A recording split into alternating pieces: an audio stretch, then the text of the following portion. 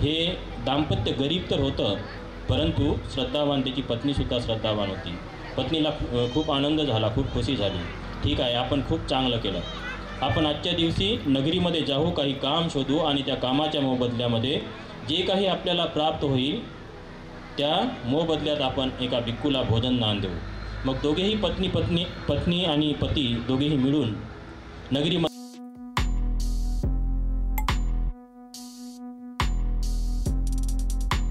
एक छोटीशी मी दानकथा या ठिकाणी सांगतो. एकदा महाकाश्यप बुद्धांच्या काळातील एक घटना आहे. काश्यप बुद्धांच्या काळातील संपूर्ण संघाला उपासक उपासिका संघटित होऊन संघदानाचा कार्यक्रम त्या काळामध्ये आयोजित केलेला होता. आणि त्या संघदानानंतर भगवान बुद्ध त्या दानाचं अनुमोदन करत होते. आणि असंच एक दिवस अनुमोदन करताना त्या ठिकाणी 4 प्रकारचे दानदाते भगवान काश्यप बुद्धांनी सांगितले. जसं दानदात्याचा प्रथम प्रकार सांगितला, स्वतः दान करतो परंतु अन्य लोकांना दान करण्यासाठी प्रेरित करत नाही. दुसऱ्या प्रकारचा दानदाता सांगितलेला आहे, दुसऱ्यांना दान करण्यासाठी प्रेरित करतो परंतु स्वतः कधी दान करत नाही. तिसऱ्या प्रकारचा दानदाता सांगितलेला आहे, स्वतःही दान करत नाही आणि अन्य लोकांनासुद्धा दान करण्यासाठी प्रेरित करत नाही. आणि चौथ्या प्रकारचा दानदाता सांगितलेला आहे, स्वतःही दान करतो आणि अन्य लोकांनासुद्धा दान करण्यासाठी प्रेरित करतो. या 4 प्रकारच्या दानदात्यामध्ये शेवटचा जो दानदाता आहे तो सर्वात उत्तम आहे. आणि तशाच प्रकारची त्यांच्या दानाच्या माध्यमातून त्यांची गतीसुद्धा सांगितली. जो स्वतः दान करतो परंतु अन्य लोकांना दान करण्यासाठी प्रेरित करत नाही, तर असा जो व्यक्ती आहे, याही ठिकाणी जन्मास येतो, तो स्वतः श्रीमंत असतो परंतु त्याचे आप्तस्वकीय मित्रगण किंवा त्याचे नातेवाईक मंडळी हे गरीब असतात. दुसरा जो प्रकार सांगितलेला आहे, जो अन्य लोकांना दान करण्यासाठी प्रेरित करतो परंतु स्वतः कधी दान करत नाही, अशा व्यक्तीचा जन्म हा स्वतः दरिद्री असतो आणि त्याच्या संपर्कातील नातेवाईक आप्तस्वकीय किंवा त्याचे मित्रमंडळी हे श्रीमंत असतात. तिसऱ्या प्रकारचा जो दानदाता सांगितलेला आहे, स्वतःही दान करत नाही आणि अन्य लोकांनाही दान करण्यासाठी प्रेरित करत नाही, अशा व्यक्तीचा जो जन्म आहे अत्यंत दरिद्र अशा अवस्थेमध्ये, दरिद्री अवस्थेमध्ये होत असतो. त्याला उष्ट अन्नसुद्धा मिळणे क्रमप्राप्त नसते. आणि शेवटचा जो दानदाता सांगितलेला आहे, जो स्वतःही दान करतो आणि अन्य लोकांनासुद्धा दान करण्यासाठी प्रेरित करतो, अशा व्यक्तीच्या संपर्कातील सर्व लोक स्वतःही श्रीमंत, तो व्यक्ती स्वतःही श्रीमंत अशा घराण्यात जन्मास येतो आणि त्याच्या संपर्कात असणारे आप्तस्वकीय नातेवाईक मित्रमंडळी हे सर्व लोक श्रीमंत असतात. म्हणून ही दानकथा श्रवण केल्यानंतर एका उपासकाच्या मनामध्ये अशाच प्रकारचं पुण्यकर्म करण्याची चेतना, इच्छा निर्माण झाली आणि तो बुद्धांकडे गेला आणि बुद्धांना विनंती केली की भगवान, आमच्या नगरीमध्ये सुद्धा अशाच प्रकारचं आपण सांगितलेलं शेवटच्या प्रकारचं दान करण्याची आमच्या मनात इच्छा निर्माण झालेली आहे आणि आपण आमच्या नगरीमधलं भोजनदान स्वीकार करावं. भगवान बुद्धांनी विचारलं, आपण किती लोकांना भोजनदान देणार? तर त्यावेळेस तो उपासक बोलला, आपल्या समवेत असणाऱ्या संपूर्ण भिक्खू संघाला आमच्या नगरीमध्ये आम्ही भोजनदान देऊ. भिक्खू संघ म्हणजे 1-2 भिक्खू त्यावेळेस नव्हते. भगवान बुद्धांच्या समवेत 500 अर्हत भिक्खू त्या ठिकाणी उपस्थित होते. आणि मग भोजनाची तारीख स्वीकारल्यानंतर तो उपासक आपल्या नगरीमध्ये गेला आणि सर्व लोकांना जोडू लागला, सर्व लोकांना सांगू लागला की उद्याच्या दिवशी आपल्या नगरीमध्ये भोजनासाठी भगवान बुद्धांच्या समवेत भिक्खू संघ येत आहे. आपणही लोकांनी पुण्य संपादनासाठी काही भिक्खूंना भोजनदान देऊ शकता। तुमच्या इच्छेनुसार कोणी 5 लोकांना, कोणी 10 लोकांना, कोणी 25, कोणी 50, कोणी 100 आपापल्या ऐपतीप्रमाणे भिक्खू संघातील लोकांना आपण भोजनदान देऊ शकता। मग काही लोक आपापल्या ऐपतीप्रमाणे भोजनदान स्वीकारू लागले। काही लोक 5 लोकांचं, काही 50 लोकांचं, काही 10 लोकांचं, काही 20 लोकांचं, असे लोक जोडत हा उपासक आणि त्याचा मित्र त्या नगरीमध्ये फिरू लागला। आणि त्याच वेळेस जाताना रस्त्यात एक आकिंचन नावाचा अत्यंत दरिद्र, अत्यंत गरीब व्यक्ती त्याच्या दृष्टीस पडला। आकिंचनला बघून त्या प्रेरक उपासकाने त्या आकिंचनला सुद्धा विचारलं की आकिंचन, उद्याच्या दिवशी आपल्या नगरीमध्ये भगवान बुद्धांच्या समवेत भिक्खू संघ उपस्थित होता आहे। तू सुद्धा एखाद्या भिक्खूला आपल्याकडे भोजनदान दे। परंतु त्यावेळेस आकिंचन बोलला, मी अत्यंत दरिद्री आहे, आमच्या कुटुंबामध्ये कोणत्याही प्रकारची संपत्ती नाही, आम्ही दोघेही पती पत्नी दिवसभर राबतो, काबाड कष्ट करतो आणि कसेबसे जगतो। आम्ही भिक्खूंना भोजनदान कुठून देऊ? भिक्खूंना भोजनदान देण्याची जी जबाबदारी आहे किंवा हे कर्म केवळ श्रीमंत लोक करू शकतात। आम्ही कोणत्याही प्रकारचं संपत्ती आपल्याकडे नसल्यामुळे आम्ही भिक्खूंना कुठून भोजनदान देऊ? परंतु तरीही प्रेरकाने पुन्हा त्याला प्रेरित करण्यासाठी बोलला, तुला असं वाटत नाही का की आपण पुण्यकर्म न केल्यामुळे आपली परिस्थिती अशा प्रकारची आहे आणि आज तुला जर पुण्यकर्म करण्याची संधी प्राप्त होत आहे, एका भिक्खूला भोजनदान देण्याची संधी प्राप्त होत आहे, तर तू त्याच्यापासूनही दूर का पडत आहेस? प्रयत्न करून तू एका भिक्खूला भोजनदान देऊ शकतोस।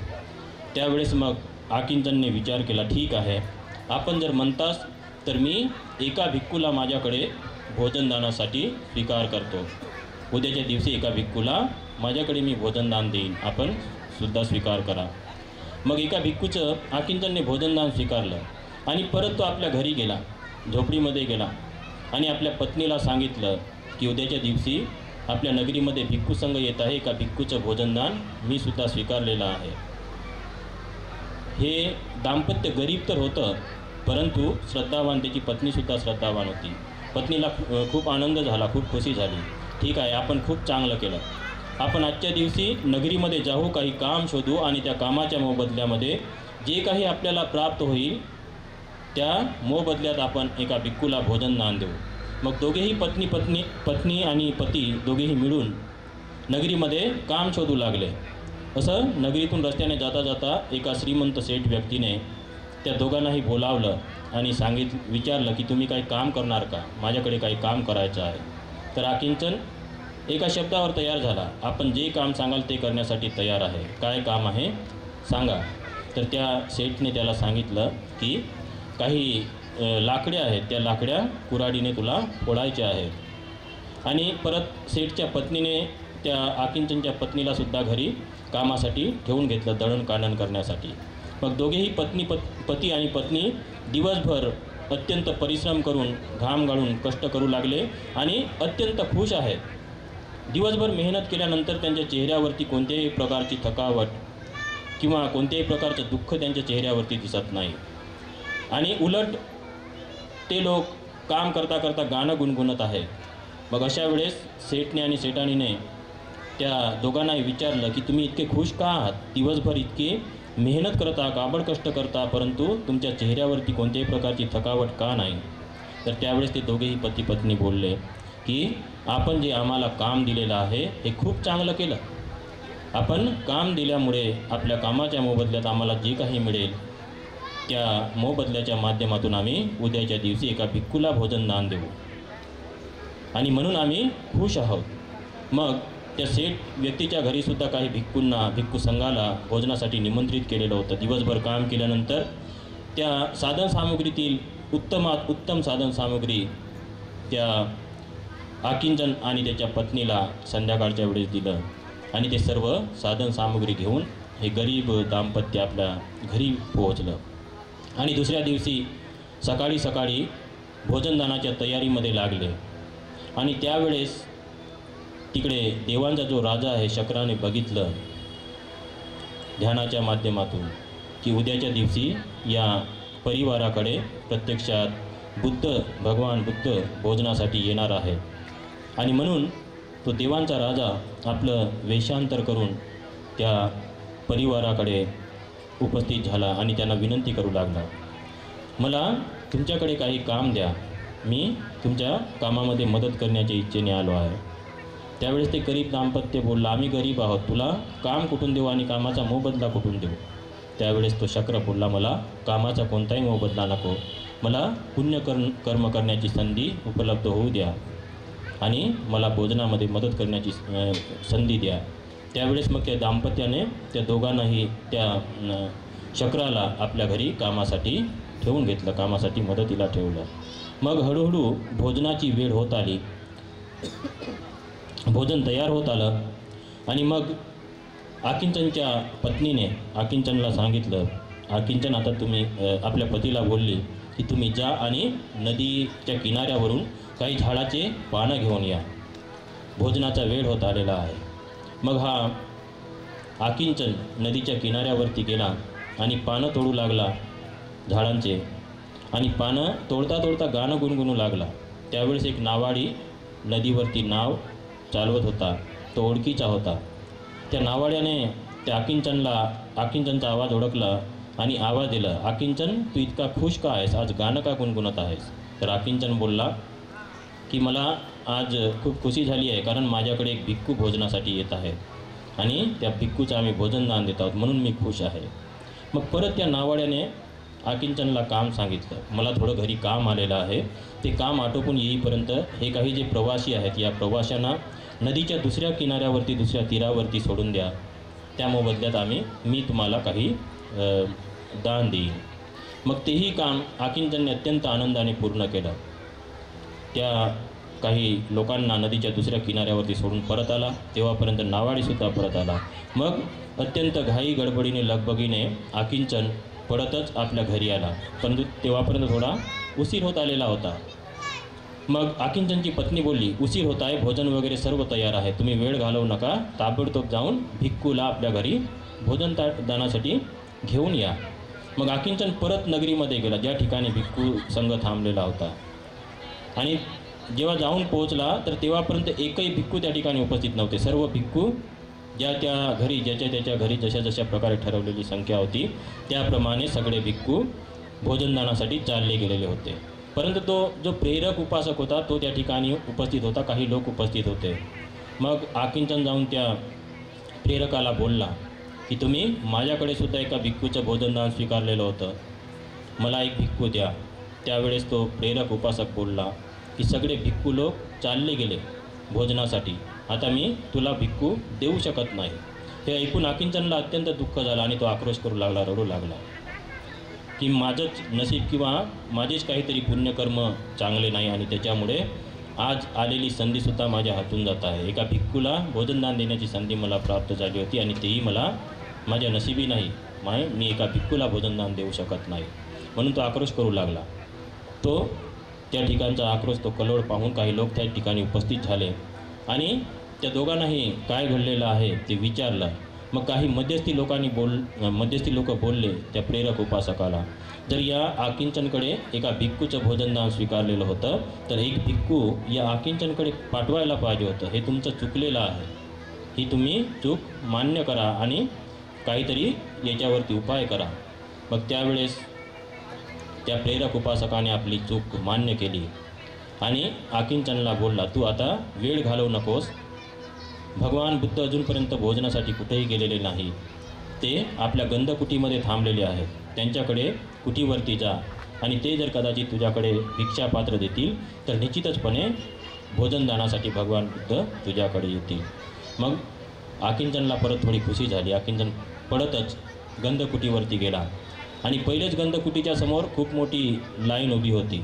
त्या नगरीतील श्रीमंत लोक, मंत्री संत्री, राजे लोक, हे सर्व लोक भगवान बुद्धांच्या भोजनासाठी आपल्याकडे येतील अशा अपेक्षेने पहिलेच लाईनीमध्ये उभी आहेत.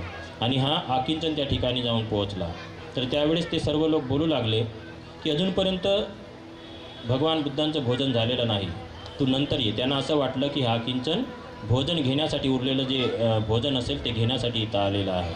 परंतु आकिंचन बोलला, मला भोजन नको आहे, मला भगवान बुद्धांचं दर्शन घ्यायचं आहे, त्यांच्या गंधकुटीवरती माझं माथं टेकायचं आहे, माझं डोकं टेकायचं आहे. मग काही लोकांनी त्या ठिकाणी आकिंचनला जाऊ दिलं.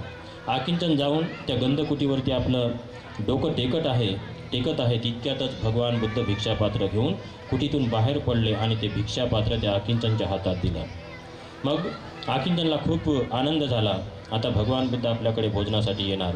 आणि आकिंचन ते भिक्षापात्र घेऊन समोर चालू लागला. भगवान बुद्ध त्यांच्या पाठीमागे आणि बाकी सर्व लोक भगवान बुद्धांच्या पाठीमागे. आणि काही लोक त्या आकिंचनला गळ घालत आहे.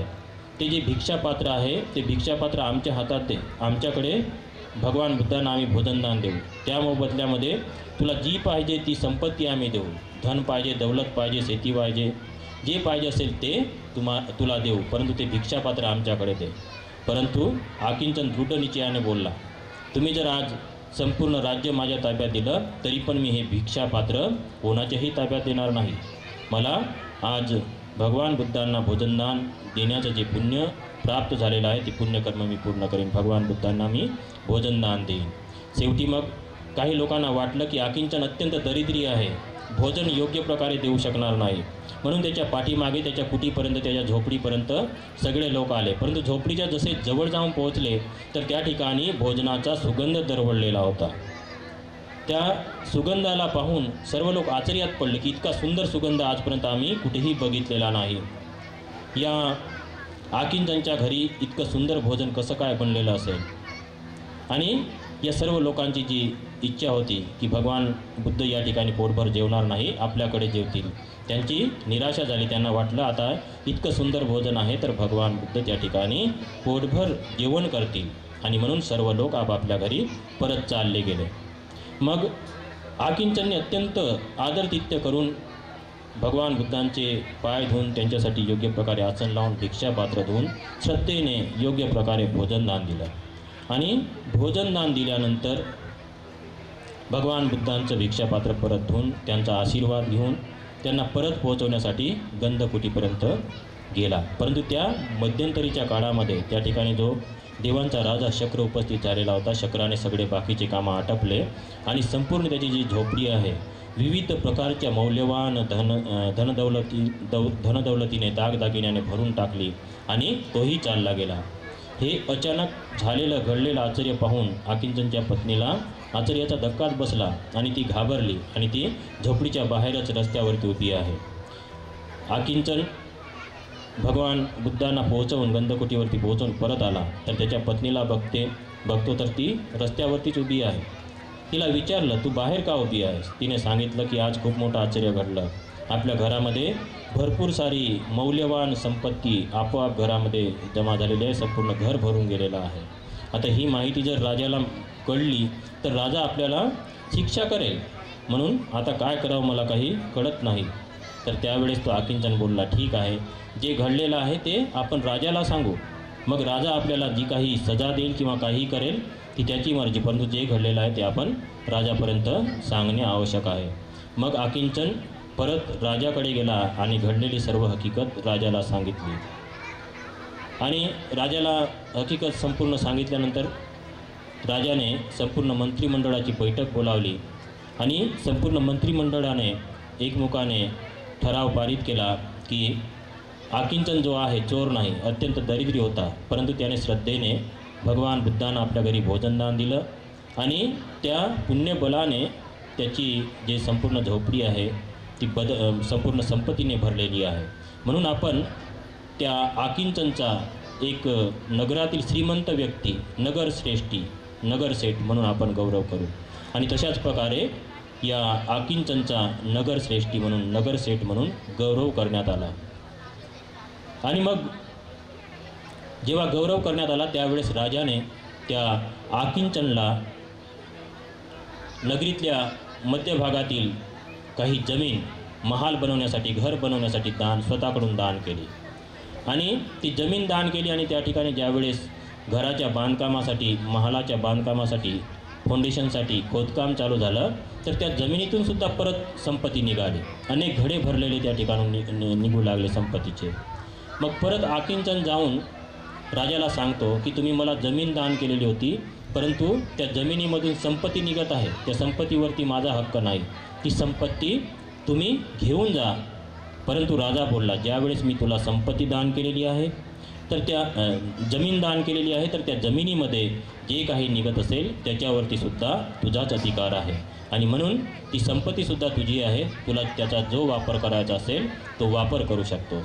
मग शेवटी त्या नगरीच्या मध्यभागात खूप मोठं सुंदर असं महालमाडी त्या ठिकाणी बांधली आणि त्या ठिकाणी आकिंचन राहू लागला.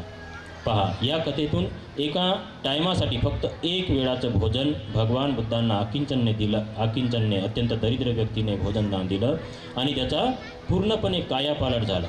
त्याची संपूर्ण गरिबी नष्ट झाली. केवळ गरिबीच नष्ट झाली नाही तर त्या नगरातील सर्वात श्रीमंत व्यक्ती म्हणून तो गणला गेला किंवा सर्वात श्रीमंत व्यक्ती बनला.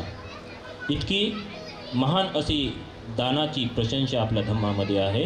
किंवा प्रत्यक्षात हे जे दानाचं फळ आहे, दानाचं जे फळ आहे ते तात्काळ प्राप्त होण्यासाठी सुद्धा 4 प्रकारच्या गोष्टींची पूर्तता होणे आवश्यक आहे असं सांगितलेलं आहे. जसं ज्यांना किंवा ज्या व्यक्तीला किंवा ज्या संघाला आपण दान देतो तो संघ सिलवान निराश्रव असा असला पाहिजे. म्हणजेच भगवान बुद्धांना प्रत्यक्षात आकिंचनने दान दिलेलं होतं. भगवान बुद्ध हे अरहत होते, जीवनमुक्त होते. त्यांच्यामध्ये कोणत्याही प्रकारची खोड काढता येईल अशी छोटीशी चूक किंवा छोटीशी गलतीसुद्धा आपण सुईच्या नोकाबरोबरची गलती आपण काढू शकत नाही. इतके महान आणि इतके पुण्य प्रतापी होते. त्याच्यानंतर दुसरी बाब सांगितलेली आहे, आपण जे दान करतो ते दान स्वतःच्या परिश्रमातून स्वतःच्या मेहनतीतून कमावलेलं असलं पाहिजे. बेईमानीचं खोटं नाटक किंवा कुठून चोरी चपाटी करून केलेलं दान ते त्या दानाचं तितकं फल प्राप्त होत नाही. प्रत्यक्षात आकिंचन आणि त्याची पत्नी या दोघांनी दिवसभर शारीरिक श्रम कष्ट करून मेहनत करून त्या मोबदल्यात त्यांना जी काही वस्तू प्राप्त झाली त्याच्यातून त्यांनी भगवान बुद्धांना भोजन दान दिलेलं होतं. तिसरी बाब सांगितलेली आहे, दान देण्याच्या पूर्वी, दान देता वेळेस आणि दान दिल्यानंतर या तीनही वेळेस मनामध्ये त्या दानाविषयी कोणत्याही प्रकारची शंका कुशंका निर्माण होऊ नये किंवा आपल्या मनामध्ये दूषित अशी भावना निर्माण होऊ नये. अत्यंत श्रद्धाळू मनाने, श्रद्धासंपन्न मनाने जर आपण दान करत असू तर त्या दानाचं फळ आपल्याला तात्काळ प्राप्त होऊ शकते. त्याच्यानंतर चौथी बाब सांगितलेली आहे, ज्यांना आपण दान करतो ज्या व्यक्तीला आपण दान करतो त्या व्यक्तीसाठी ते दान हितकारक असलं पाहिजे. जसं आपण भोजन दान करतो, त्या भोजनामध्ये जर एखाद्या भिक्षूला पथ्य असेल आणि ते बळजबरीने त्या भिक्षूला वाढत असू तर त्याच्यापासून पुण्य होणार नाही. भिक्षूने जर समजा एखादं भोजन आपण वाढत आहोत, भिक्खू मना करत असेल तर ते भोजन देऊ नये. आणि अशा प्रकारे या 4ही बाबीची पूर्तता त्या ठिकाणी आकिंचनने पूर्ण केलेली होती आणि त्याच्यामुळे त्या पुण्यबलाने आकिंचनची परिस्थिती कायमस्वरूपी पलटलेली आहे. आजच्या या प्रसंगी गायकवाड, ज्योतिताई अनिल गायकवाड तसेच अनिल भाऊ गायकवाड या दाम्पत्याच्या माध्यमातून आपण सर्व लोकांच्या सहकार्यातून विहारदान या ठिकाणी भिक्खू संघाला आपण लोकांनी केलेलं आहे. खूप मोठं पुण्यकर्म आपण लोकांनी या ठिकाणी संपादित केलेलं आहे. तसेच आपण सर्व लोक संघटित होऊन एकत्रितपणे संपूर्ण उपस्थित भिक्खू संघाला भोजनदान, संघदान किंवा अर्थदान, फलदान, विविध प्रकारचं दान पुण्य आपण लोकांनी केलेलं आहे. या सर्व दान पुण्याने आपण सर्व लोकांचं कल्याण हो, मंगल हो अशी अपेक्षा बाळगतो आणि शेवटी आपण सर्व लोकांचं मंगल चिंतून, कल्याण चिंतून माझे 2 शब्द मी याच ठिकाणी थांबवतो. भवतु सब्ब मंगलम, भवतु सब्ब मंगलम, भवतु सब्ब मंगलम. साधु साधु साधु. बुद्धं नमामि, बुद्ध को नमन करता हूँ. धम्मं नमामि, धम्म को नमन करता हूँ. संघं नमामि, संघ को नमन करता हूँ।